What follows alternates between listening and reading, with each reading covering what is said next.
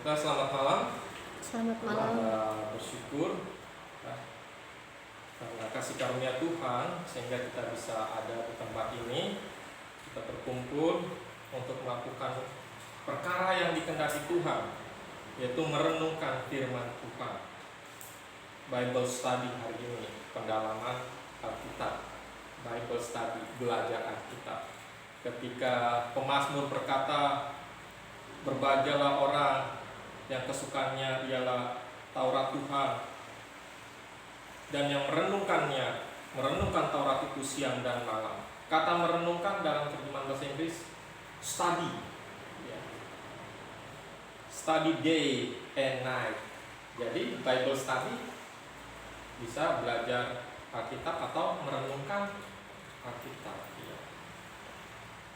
Ini kita akan membahas mengenai inspirasi.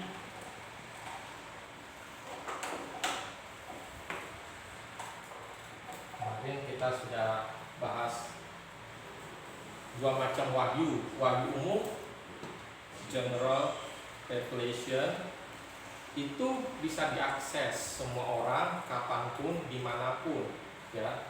Dan itu menuntut kepada wahyu khusus. Ya, tujuan wahyu umum untuk menuntut kepada wahyu khusus. Nah, wahyu khusus ini, namanya khusus.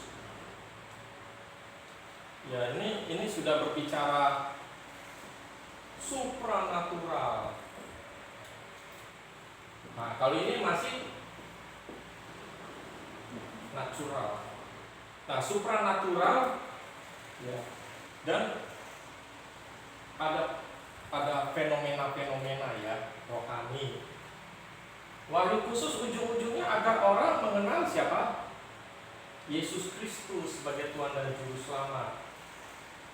Dan wahyu khusus, ya, di mana wahyu ini kan Allah menyingkapkan, menyatakan kehendaknya.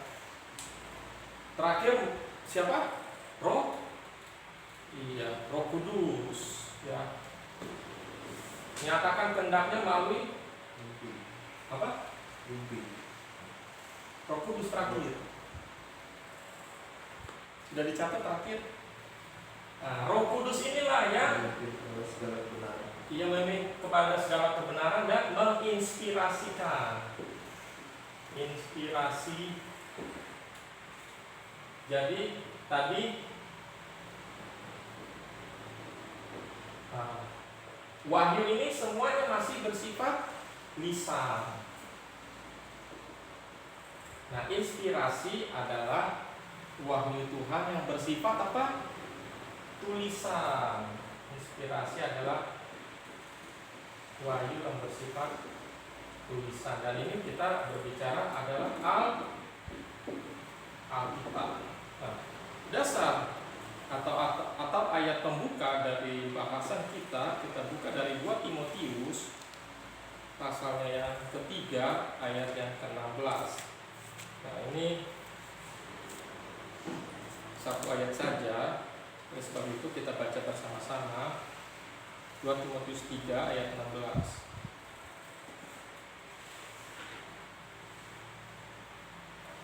Sudah ketemu, kita baca 2, 3 ya. Segala tulisan yang diilhamkan Allah memang bermanfaat untuk mengajar, untuk menyatakan kesalahan, untuk memperbaiki kelakuan, dan untuk mendidik orang dalam kebenaran. Sekali lagi saya bacakan, segala tulisan yang diilhamkan atau diinspirasikan Allah memang bermanfaat untuk mengajar, untuk menyatakan kesalahan, untuk memperbaiki kelakuan, dan untuk mendidik orang dalam kebenaran. Mari kita berdoa. Bapa kami di dalam surga, kami rindu untuk mengetahui banyak hal tentang firman-Mu. Biar kami banyak diberkati dengan perkara-perkara rohani. Kami semakin mengerti kehendak-Mu, semakin serupa seperti Engkau. Pimpinlah kami, ya Roh Kudus, dalam segala kebenaran. Berikan kami, tambahkan kepada kami kesehatan dan kekuatan dan hikmat Tuhan, sehingga kami bisa memahami dengan baik dan bisa mengikuti seluruh rangkaian pengajaran ini dengan seoptimal mungkin. Kami naikkan doa kami ini Tuhan hanya di dalam nama Tuhan Yesus Kristus. Amin. Ya. Ini saya fokus dulu.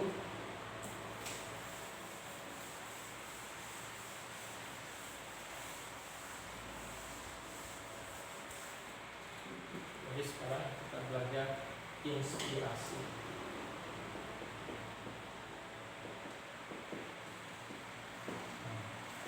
Ini bukan inspirasi orang lagi mau nulis novel, cari inspirasi, cari ilham. Bukan ya. Ini nggak sesederhana ini. Ini inspirasi Alkitab.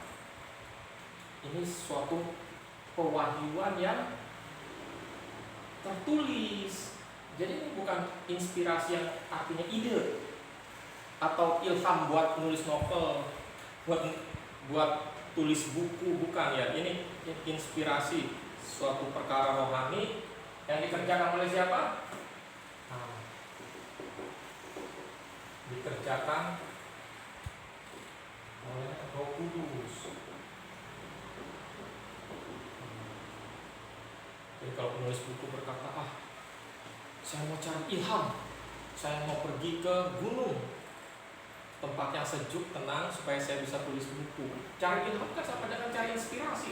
Ini bukan untuk menulis buku-buku biasa, karena ini dikerjakan oleh Roh Kudus. Jadi bersifat supranatural. Nah, kenapa wahyu yang tadinya lisan harus menjadi tertulis? Sehingga tertulis itu artinya diinspirasikan. Nah, ini kebutuhan. Kalau kemarin sebelum-sebelumnya saya sempat bahas, kalau sebuah kepercayaan ya bangga dengan ajarannya, turun-temurun dari mulut ke mulut secara lisan, tidak ada tertulis, ya, itu bisa punya ajaran, memang suatu kebanggaan ya. Tetapi bahayanya adalah ya sampai generasi keberapa ajaran itu benar-benar masih murni. Iya, kalau manusia dititipin uang bisa berkurang, dititipin omongan bisa bertambah. Biar lebih seru sih tambahin begini, wah biar lebih dramatis, biar lebih heboh, saya tambah-tambahin begini. Akhirnya sudah tidak murni, melenceng, aneh-aneh, penuh dengan segala macam yang sifatnya ya terlalu berlebihan gitu. Jadi akhirnya secara lisan selain ditambah-tambah, bagaimana bisa apa tolak ukurnya bahwa itu perkataan si A yang kita pegang atau perkataan si B, ya. Ketika seorang, misalkan saya mengajar sekarang, yang ditangkap oleh jemaat beda-beda kan? Ada yang bisa menangkap 70%, ada yang bisa menangkap 30%, ada yang bisa menangkap 80%. Nah, kalau saya lagi nggak ada, orang luar tanya, pasti yang 70% jawabannya lebih lengkap dari yang 30%. Nah, karena apa? Kan bertanya secara lisan. Tapi kalau ajaran tidak ada secara tertulis, nah maka itu semuanya itu sumber siapa yang bisa tepat ya? Benar gak?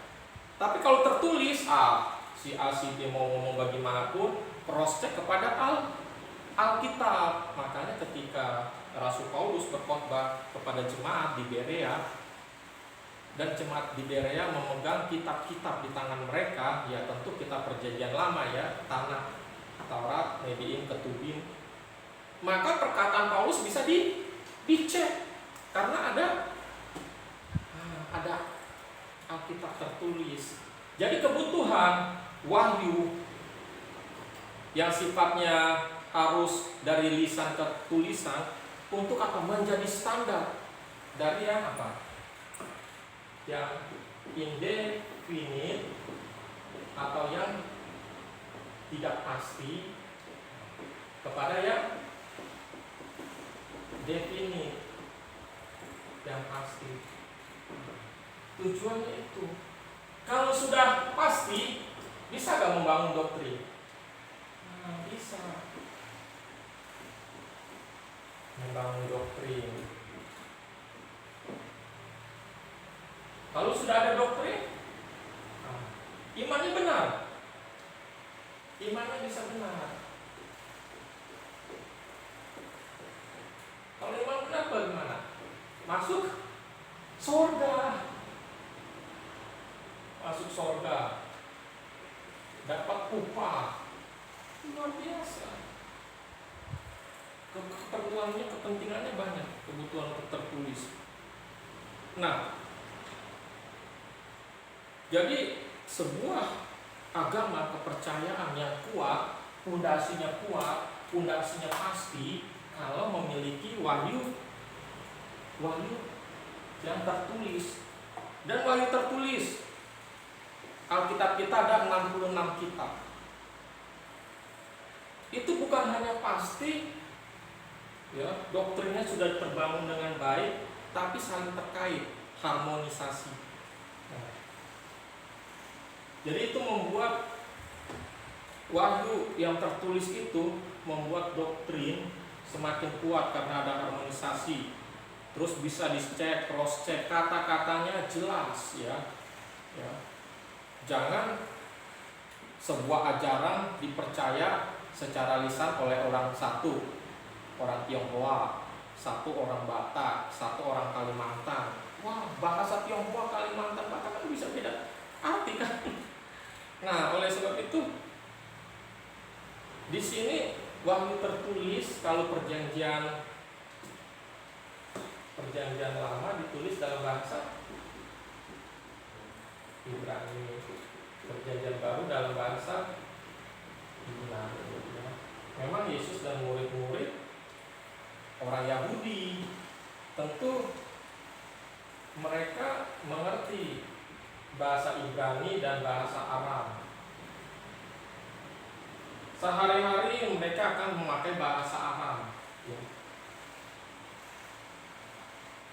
Jadi ketika Yesus ngomong sama murid-muridnya pakai bahasa apa? Pakai bahasa apa? Enggak. Bahasa Aram.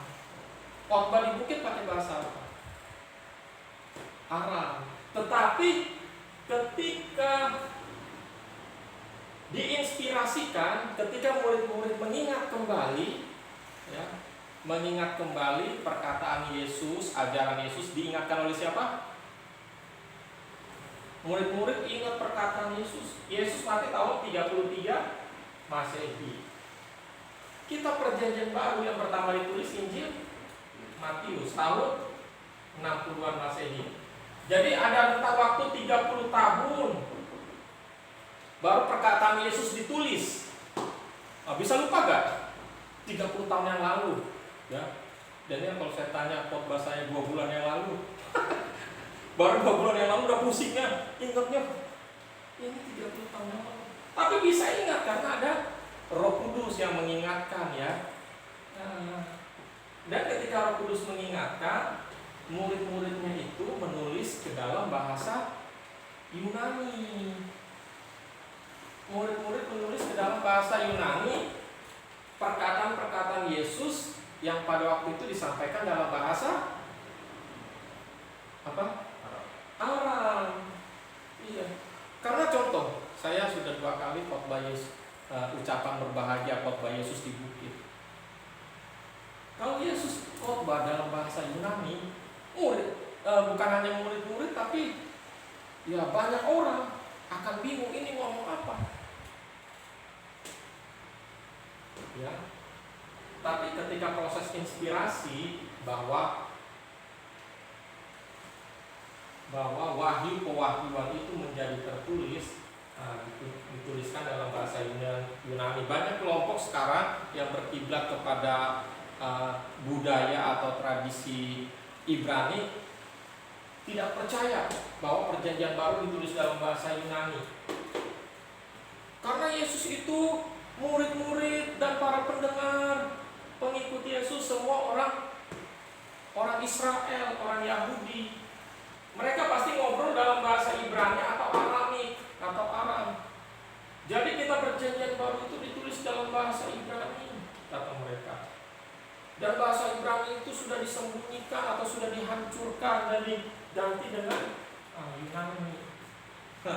Mereka tidak tahu bahwa bahasa Yunani itu sudah menjadi bahasa internasional seperti bahasa Inggris. Dan bukan sesuatu yang aneh kalau murid-murid bisa berbahasa Yunani, ya.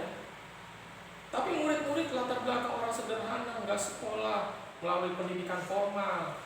Loh, banyak orang bisa bahasa Inggris, nggak ikut kursus, nggak melalui pendidikan formal, ya. Mungkin dia putus sekolah tapi minat bahasa Inggris, dia belajar otodidak, ya. Lihat dari TV, belajar berbicara langsung kepada bule-bule. Ya. Kalau di Bali, anak-anak jadi tour guide bisa bahasa Inggris, atau di Thailand atau di tempat pariwisata, karena langsung praktek, langsung minat. Nah, jadi sangat logis bahwa Perjanjian Baru ditulis dalam bahasa Yunani oleh para penulis Alkitab dan diinspirasikan. Nah, kita akan belajar kata inspirasi ini dalam 2 Timotius 3 ayat 16. Ya.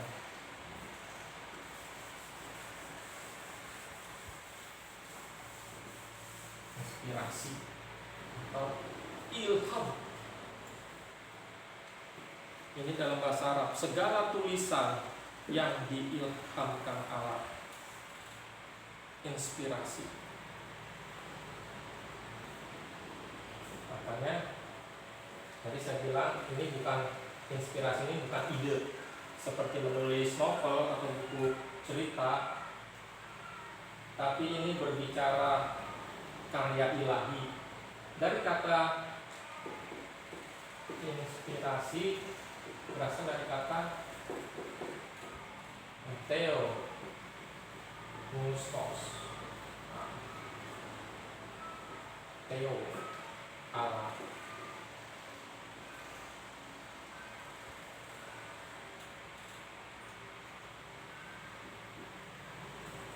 Ini pneuma, bisa nafas, ya.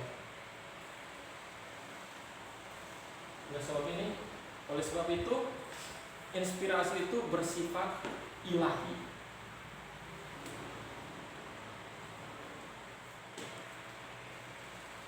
Jadi dihembuskan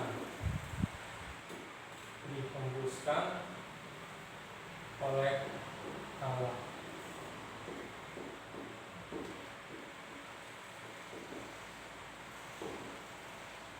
Inspirasi dihembuskan oleh Allah. Sampai sejauh ini ada yang mau bertanya?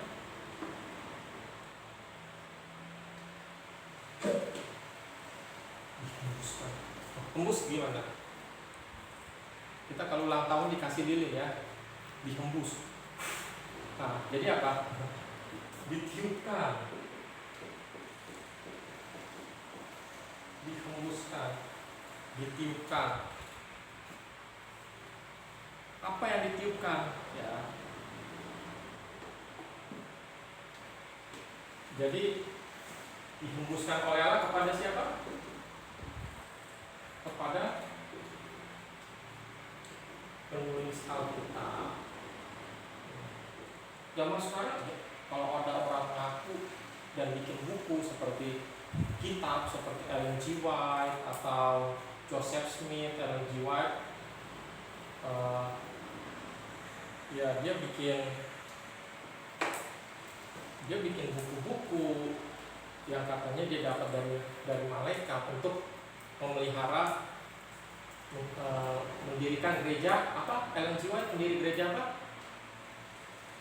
Gereja Advent, ya, gereja Advent Masehi hari ke-7. Dia bikin buku-buku juga yang katanya pernyataan malaikat. Ya, Yesus katanya vegetarian.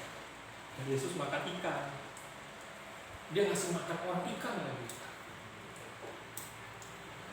Nah, Terus Joseph Smith bikin buku Book of Mormon, Charles Taze Russell atau kelompok Saksi Yehova bikin juga Alkitab.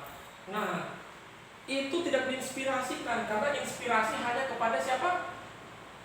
Penulis Alkitab. Penulis Alkitab. Ada 66 kitab. Di luar ini kitab palsu. Jadi kelompok Gnostik ya dari abad-abad pertama gereja sudah bikin kitab-kitab juga, tapi catut nama murid-murid. Makanya Injilnya Injil Thomas, Injil Maria Magdalena, Injil siapa? Injil Petrus. Kenapa ditulis begini? Ini supaya bisa diterima. Oh, ini murid Yesus yang ini yang nulis, supaya orang terkecoh. Kalau mau Gnostik dipakai iblis untuk memunculkan kitab-kitab tandingan. Iya. Iblis kan kecolongan. Jadi selama dari tahun 60 sampai tahun 98, ya, taruhlah 30-an tahun. Iblis nggak nyangka surat ini kan surat. Paulus tulis surat, ya. Rasul Yohanes tulis surat. Lukas tulis surat kepada Theophilus. Selama 30 tahun, iblis nggak langsung nyerang itu. Wah, iblis tenang-tenang saja. Tiba-tiba ini menjadi satu kanon kita. Terkaget-kaget lah. Terkaget-kaget lah. Terlambat bikin tandingan. Ketika sudah jadi perjanjian baru, ya, 27 kita sudah jadi, waduh, kita belum bikin tandingan dari awal penulisan. Oleh sebab itu, supaya ini bisa penerima atau orang pada zaman itu tertipu, tidak pakai yang ini, dipakailah Injil-Injil pakai nama murid-murid supaya mereka percaya. Tetapi ya sudah paten, sudah banyak yang percaya. Ada 27 kitab dan ini sudah digolongkan ke dalam Injil-Injil yang palsu, Gnostik, ya. Jadi inspirasi hanya berlaku untuk para penulis kitab. Jadi bukan inspirasi untuk tulis novel. Nah, yang diinspirasikan, yang dihembuskan oleh Allah kepada penulis. Nah, jadi artinya begini, Tuhan menyatakan kehendaknya. Nah, ingat kan, wahyu artinya apa? Penyingkapan maksud dan kehendak Tuhan. Oleh sebab itu, maksud dan kehendak Tuhan itu berbicara apa? Ya, bukan hanya konsep, bukan hanya ide. Jadi yang dihembuskan bukan hanya konsep, bukan hanya ide, atau bukan hanya jalan cerita. Ya. Tetapi semua kata-kata yang tertulis itu semua dalam konteks apa? Dihembuskan Allah. Jadi begini, coba kita perhatikan 2 Timotius 3 ayat 16.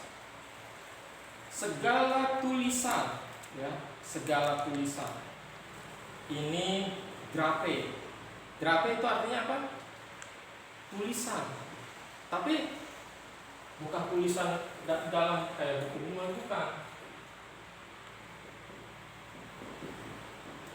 Tulisan suci. Nah, tulisan suci itu apa? Alkitab. Jadi segala tulisan, perhatikan ya, berapa banyak tulisan? Segala tulisan. Itu maksudnya kata per kata gak? Jadi bukan hanya konsep tentang apa? Tentang Allah Tritunggal, tapi kata-katanya juga segala tulisan dihembuskan oleh Allah. Nah, di sini Lembaga Alkitab Indonesia memberikan terjemahan yang salah. Di sini ditulis apa? Segala tulisan yang, ada yang enggak di situ? Ada. Sehingga orang berkata begini, berarti di Alkitab ada tulisan yang diilhamkan Allah, ada tulisan yang tidak diilhamkan Allah. Ketika iblis berbicara kepada Hawa, menggoda Hawa, itu katanya bukan perkataan Tuhan, tapi perkataan siapa? Perkataan iblis. Iya, karena ada kata ini yang diilhamkan Allah. Artinya apa? Alkitab berisi firman Tuhan. Bagaimana? Alkitab berisi firman Tuhan atau Alkitab adalah firman Tuhan? Mana yang benar?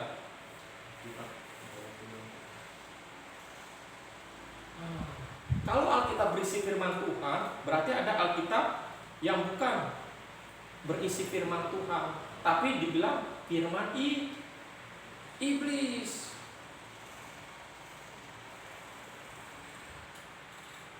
Nah, coba saya sini lagi.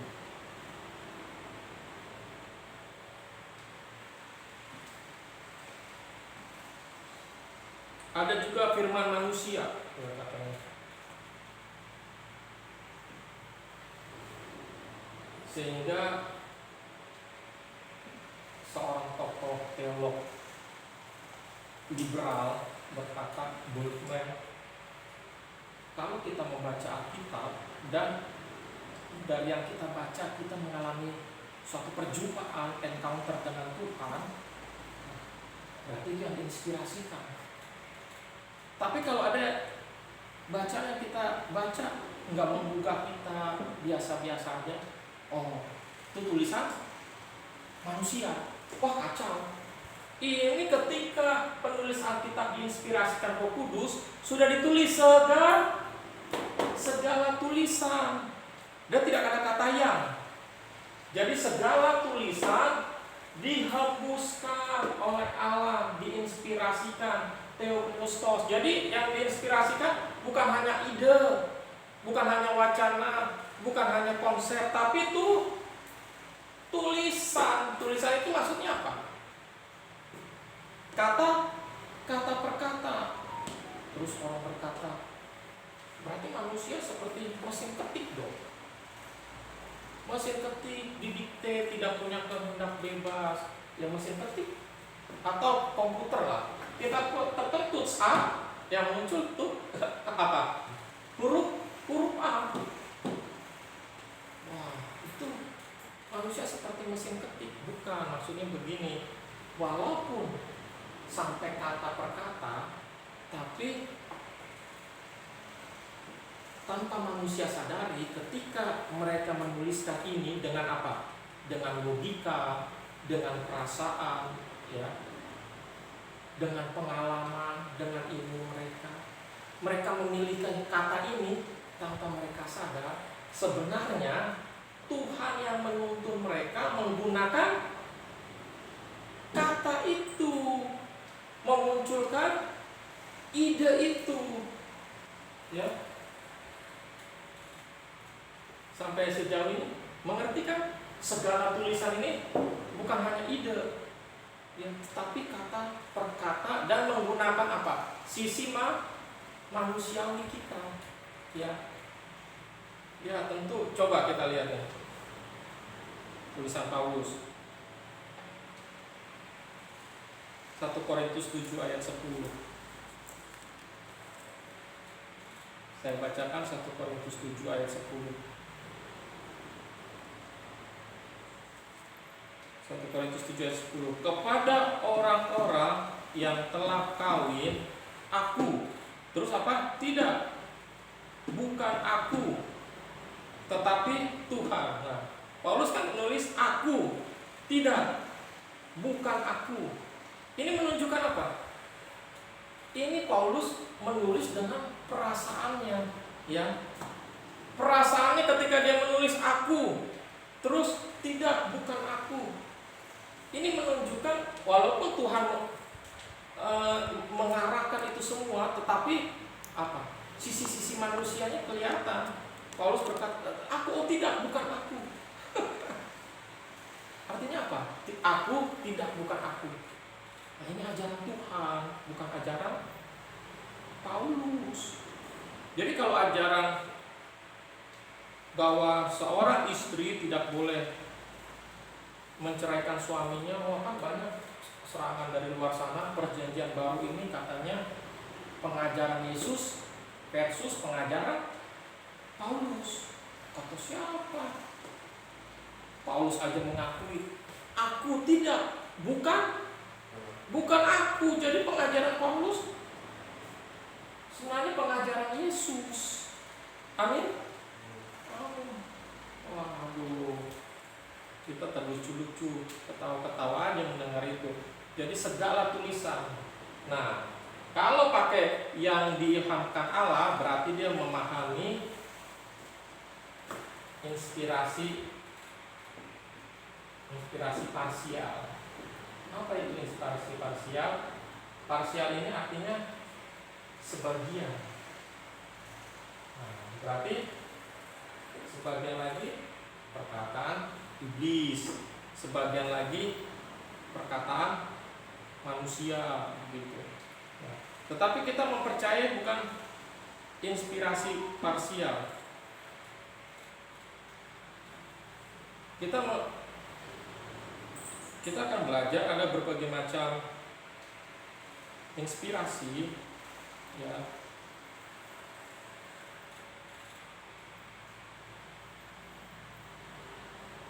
Ada inspirasi parsial, ada inspirasi natural. Coba.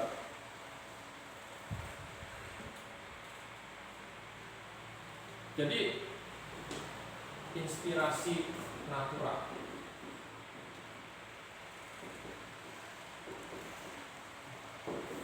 Natural itu artinya alami.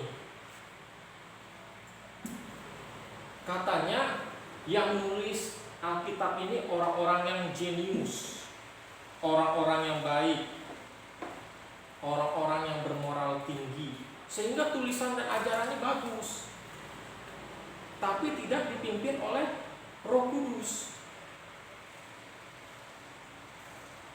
Nah, bagaimana?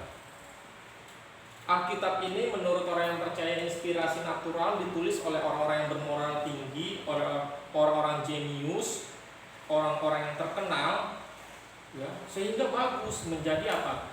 Mahakarya, masterpiece, dan tidak perlu melibatkan Allah.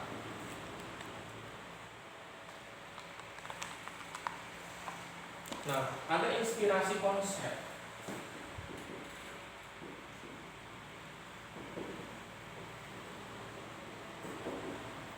Seperti saya bilang yang tadi, jadi pemikiran, ide, konsep,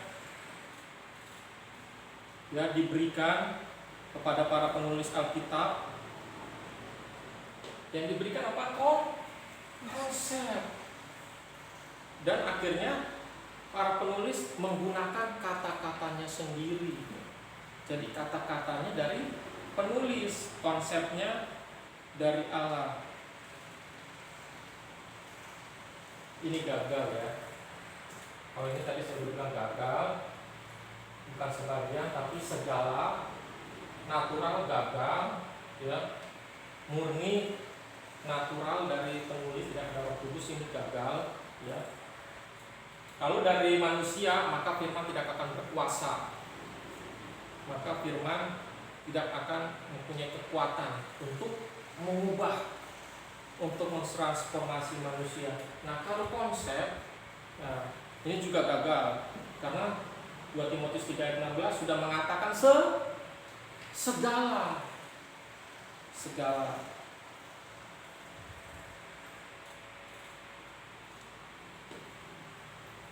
Terus inspirasi okasional.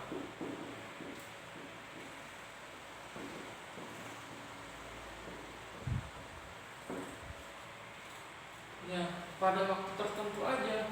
Ketika mereka menulis, kadang ide mereka, kadang juga ide atau konsep dari Roh Kudus, sesekali aja gitu. Bagaimana? Setuju gak? Berarti ini Alkitab sama, kurang lebih sama dengan ini. Sebagian kan, sebagian diinspirasikan, sebagian ketika mereka tidak dipenuhi Roh Kudus, mereka menulis. Nah,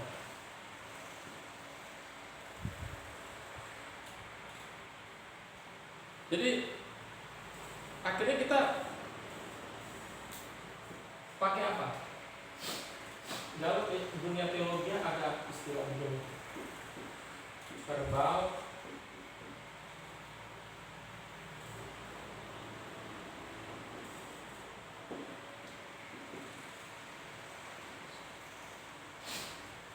inspirasi verbal, kata per kata secara keseluruhan sempurna, sampai kata per kata. Dari kata membentuk apa? Kalimat. Kalimat membentuk paragraf. Paragraf membentuk apa? Paragraf membentuk wacana, membentuk ide. Dan ini semuanya mulai dari kata-kata, verbal ini kata per kata ya, plenary seluruh dan sempurna. Apa arti sempurna? Ini nggak ada salah. Kata per kata ini nggak ada salah. Walaupun melibatkan sisi manusia, seperti Paulus tadi kan nulis aku. Oh bukan aku, tetapi Tuhan. Ini nggak salah. Inilah yang dipegang oleh orang Alkitabiah, verbal, plenary, perfect, inspirasi. Jadi artinya dalam bahasa Indonesianya inspirasi kata per kata keseluruhan yang sempurna.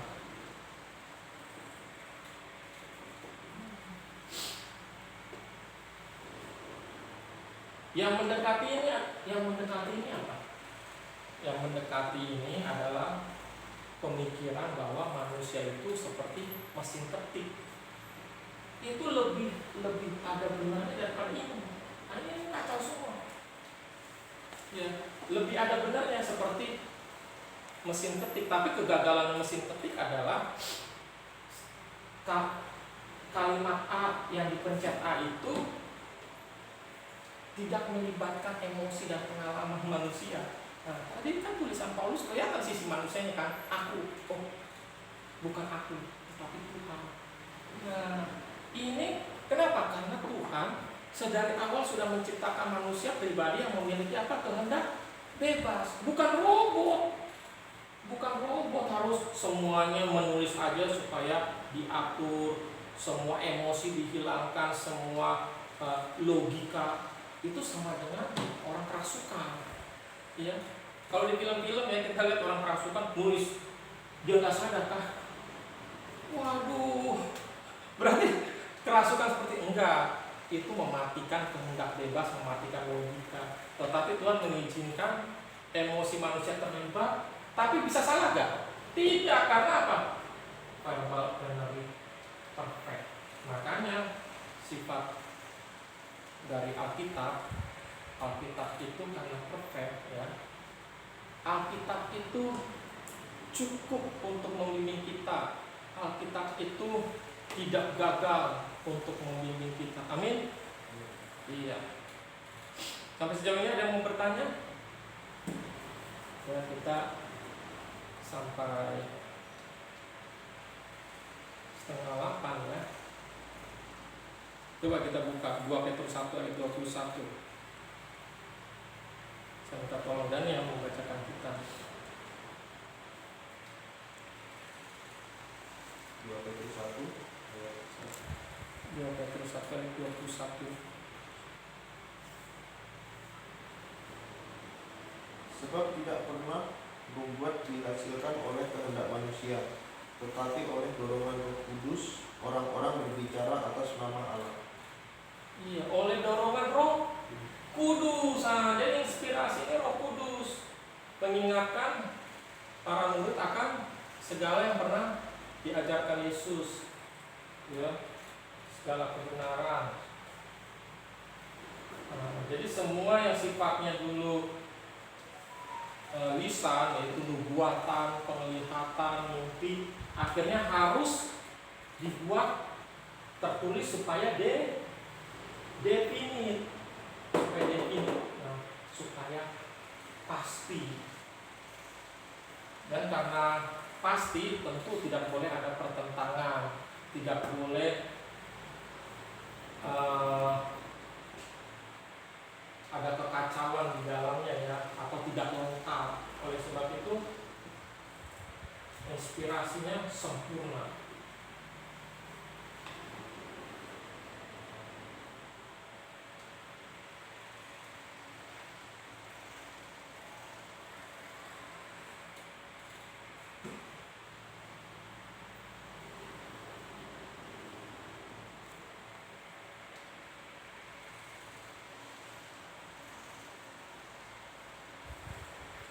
Dan proses penulisan Alkitab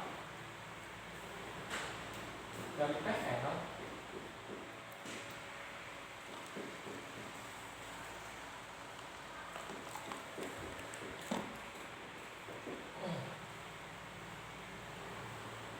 berlangsung selama 1600 tahun.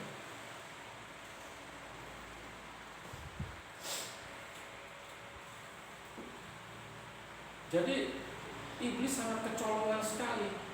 Bagaimana sebuah kitab dari perjanjian lama hanya sebuah tulisan, ya, tulisan-tulisan sejarah, tulisan-tulisan puisi.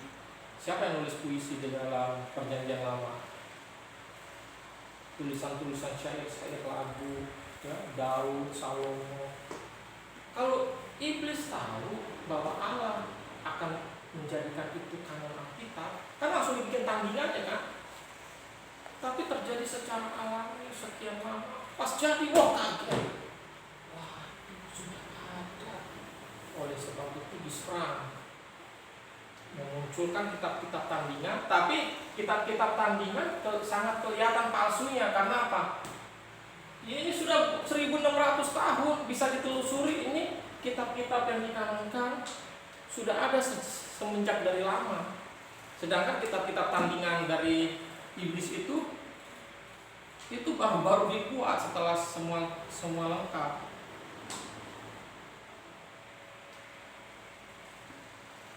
Nah, inilah inspirasi. Adanya satu kebutuhan. Dan Alkitabnya orang Kristen untuk PL ini Alkitab dua agama, Yudaisme dan orang Kristen. Katanya kitabnya orang Kristen dipalsukan. Kalau dipalsukan, berarti ini kan untuk PL katanya kalau dipalsukan. Ini bisa tahu nggak dipalsukan? Oh, kalau satu bagian. Ternyata ini orang Yudaisme nggak pernah protes loh, karena nggak ada bedanya, nggak ada yang dipalsukan. Ini Alkitab dua agama. Terus, oh, berarti orang Yahudi yang memalsukan Alkitab. Ya, ini Alkitab PL, Alkitab Kristen juga. Orang Kristen pasti tahu dong kalau berbeda. PL itu tanah. Taurat ini Nabi In. Kalau In di sini artinya jamak, ya, dalam bahasa Ibrani. Berarti nabi-nabi.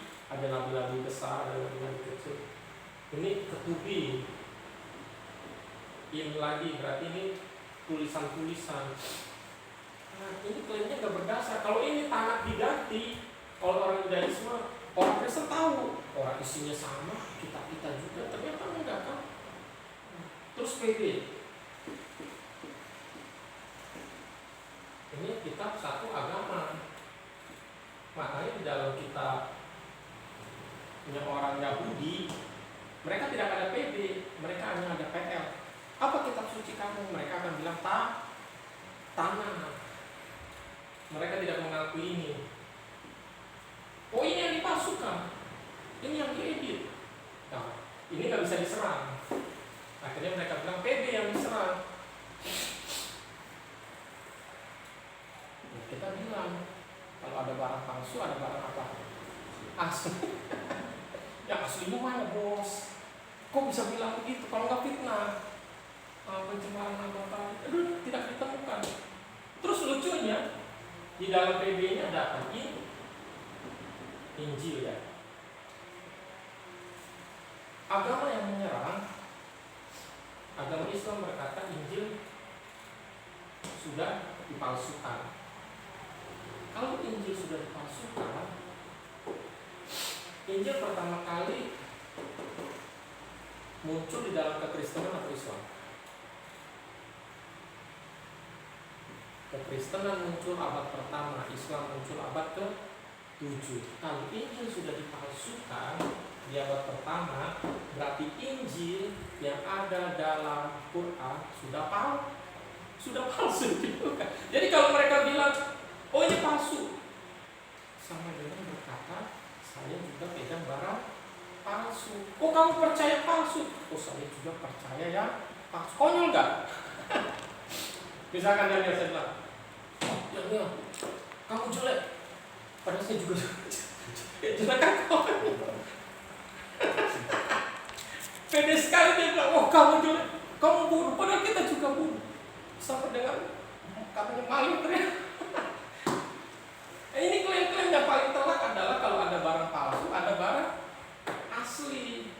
Dan pengkanonan ini dan inspirasi ini tidak mungkin bisa dipalsukan punya, tidak mungkin bisa dimusnahkan. Nanti kita akan belajar ya konsep preservasi Alkitab ya. Ini kan nanti dari inspirasi kita ke kanon, terus kita ke pemeliharaan Alkitab atau preservasi. Jadi Alkitab bukan hanya sempurna, tapi juga dipelihara. Jadi nggak mungkin dipalsukan, nggak mungkin dihancurkan. Seorang filsuf Itali, Voltaire, dia bilang beberapa abad ke depan